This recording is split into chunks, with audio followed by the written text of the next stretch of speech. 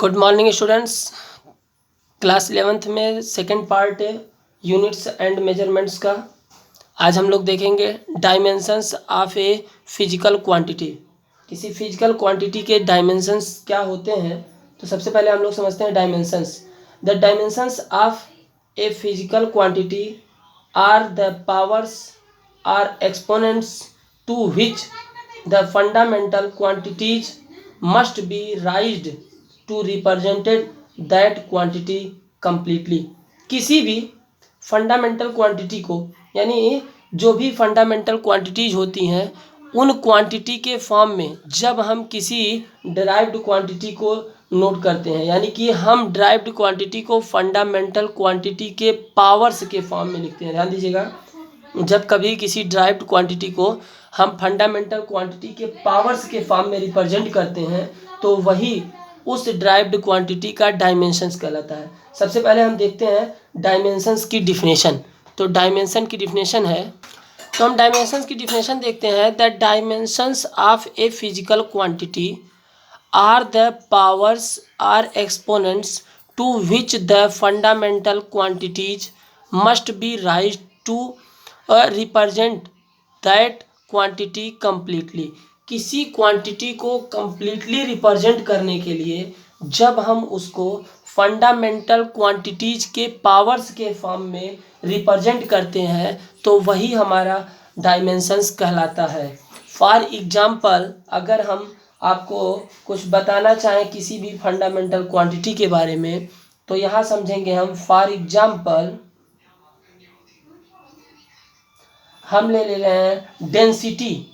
आप सभी लोग जानते हैं what is density.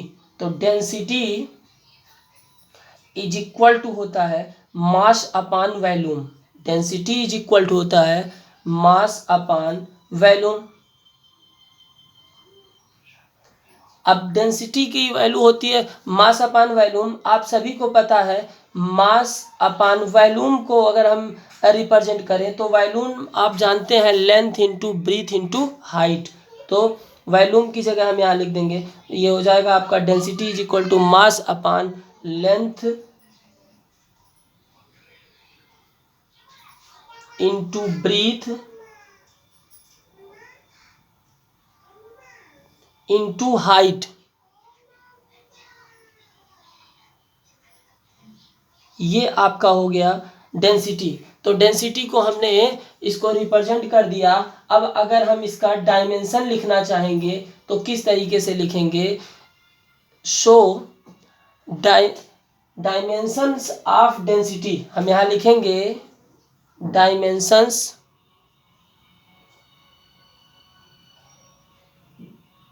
Of density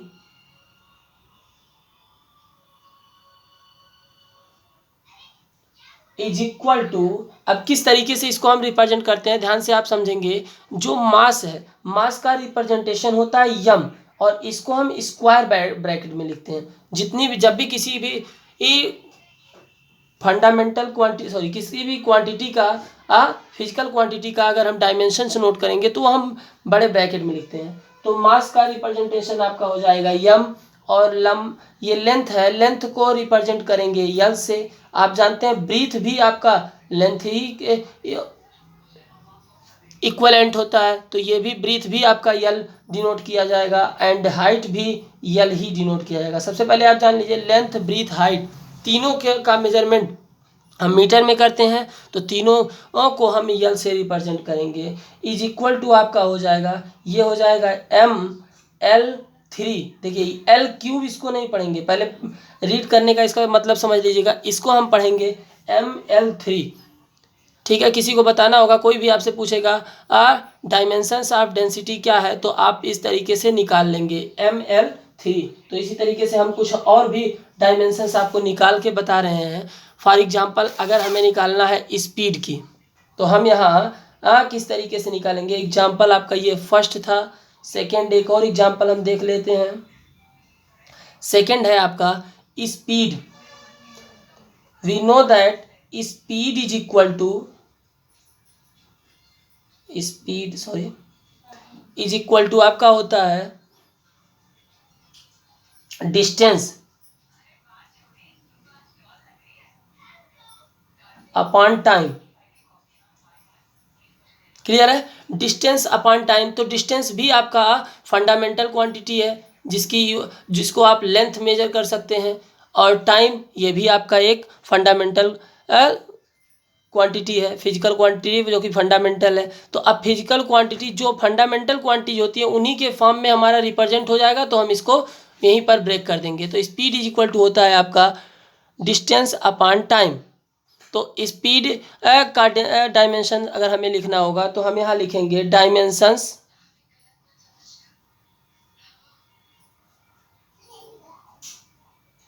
of speed is equal to हो जाएगा डिस्टेंस का डायमेंशन। अगर हम लिखेंगे तो डिस्टेंस भी एक लेंथ ही होता है, तो ये हो जाएगा यल, और टाइम का लिखेंगे तो हम टी। तो सबसे पहले आप डायमेंशंस किसका किसका क्या होता है ये ज़रूर जानना आपको ज़रूरी है। तो इसको स्पीड का डायमेंशन आपका हो जाएगा L t-1। क्लियर है? तो इसके लिए सबसे पहले हमें ये जानना होगा कि किस किस फिजिकल क्वांटिटी का डायमेंशन क्या क्या होता है। तो हम यहाँ आपको सभी फिजिकल क्वांटिटी जो 7 फिजिकल क्वांटिटी होती है उनके डायमेंशंस हम आपको बता दे रहे हैं, कैसे हम नोट करते हैं। उसके बाद आगे आप लोग सेल्फ बना सकते हैं। तो सबसे पहले हम यहाँ समझ लेते हैं dimensions of length is equal to L. Length को हम स्क्वायर ब्रैकेट में यल लिखते हैं। And dimensions of mass, second है आपका मास, तो डायमेंशंस ऑफ मास इसको हम लिखते हैं m। डायमेंशंस ऑफ टाइम, तो ये आपका होता है t। Dimensions of electric current,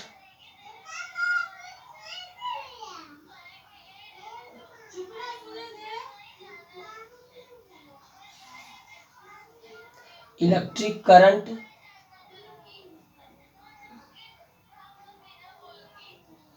is equal to आपका होता है a। इलेक्ट्रिक करंट का डायमेंशन आपका होता है a। और dimensions of thermodynamic temperature, thermodynamic temperature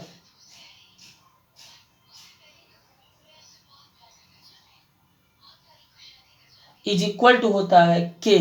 thermodynamic temperature को हम के से रिप्रेजेंट करते हैं।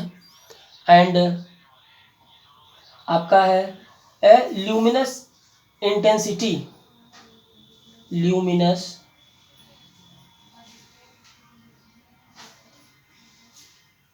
Intensity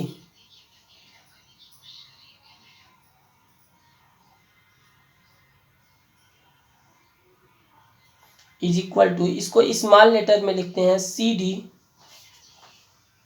and dimensions of amount of substance, amount of substance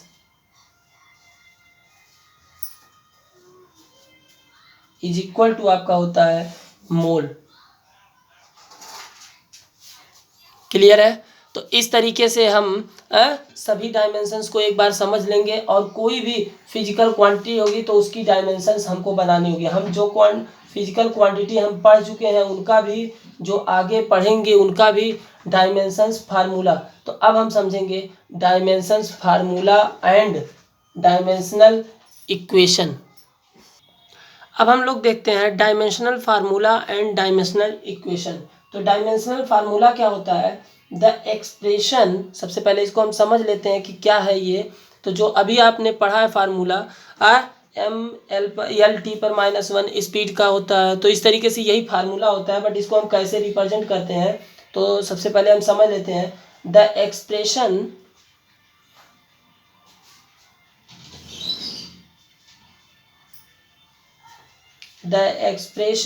which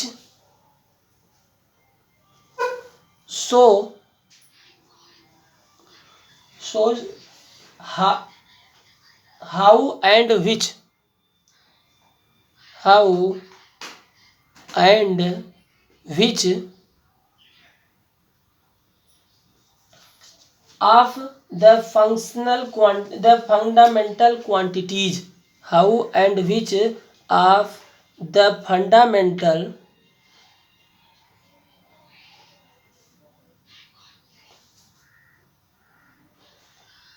fundamental quantities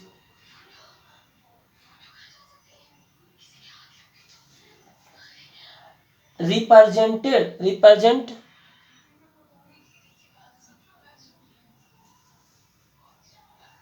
the dimensions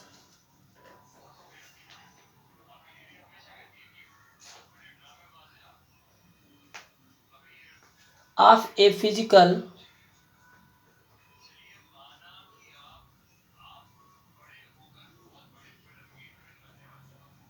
quantity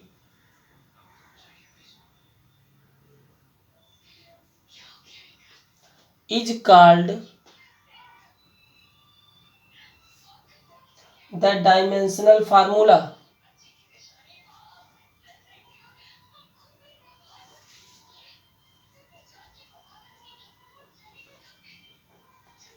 The dimensional formula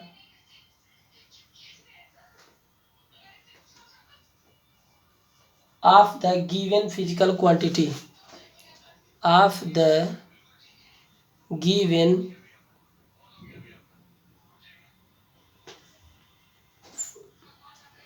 physical quantity.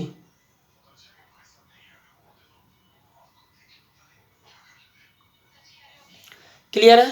तो किसी भी फिजिकल क्वांटिटी का डायमेंशनल फार्मूला आपका वो फार्मूला होता है जो ये बताता है कि इसमें ये किस प्रकार से फंडामेंटल क्वांटिटी पर डिपेंड होता है. तो फॉर एग्जांपल इसके लिए हम समझेंगे द एग्जांपल समझ लेते हैं.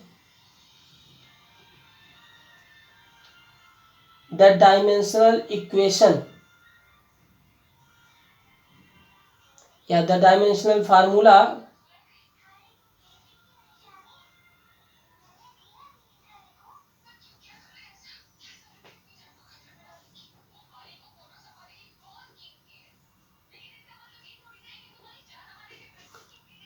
Of force is equal to. तो फोर्स का डायमेंशनल फार्मूला हमें लिखना है तो कैसे हम लिखेंगे?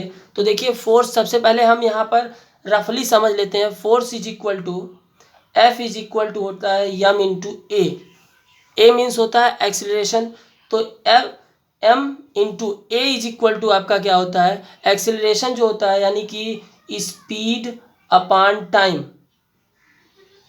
क्लियर है? स्पीड अपॉन टाइम आपका एक्सिलरेशन होता है is equal to M into speed को आप लिखते हैं distance upon time.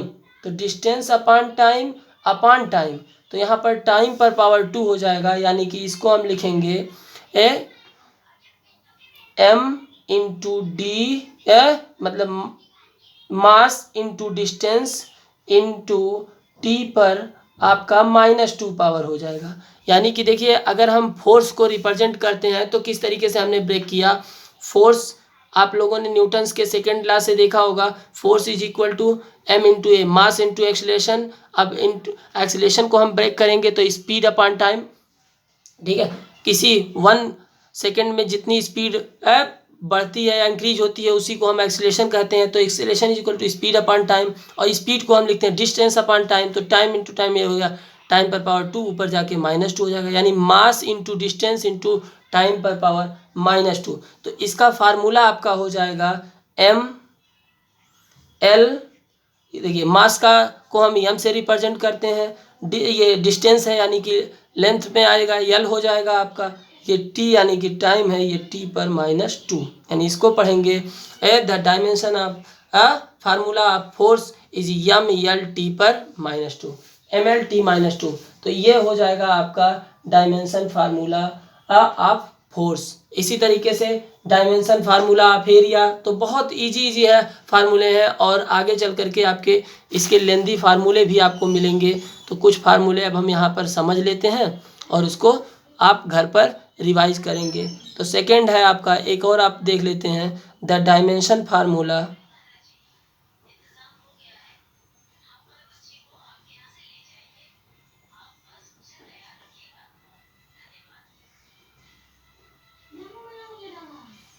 Of area. ठीक, एरिया का डायमेंशन फार्मूला हम कैसे लिखेंगे, आप सभी को पता है, एरिया इज इक्वल टू होता है लेंथ इंटू ब्रीथ। लेंथ भी एल से रिप्रेजेंट होता है, ब्रीथ भी एल से रिप्रेजेंट होता है, दोनों डिस्टेंस है। तो अब आपका एल इंटू एल यानी L2, ये हो जाएगा the dimension formula of area. तो इस तरीके से बुक में आपके बहुत ज़्यादा डायमेंशन फार्मूले और वो किस पर डिपेंड है, पूरी चीज़ें आपको गिवन है, इसको आपको दे दिया जाएगा, ये आप लोग नोट कर लेंगे।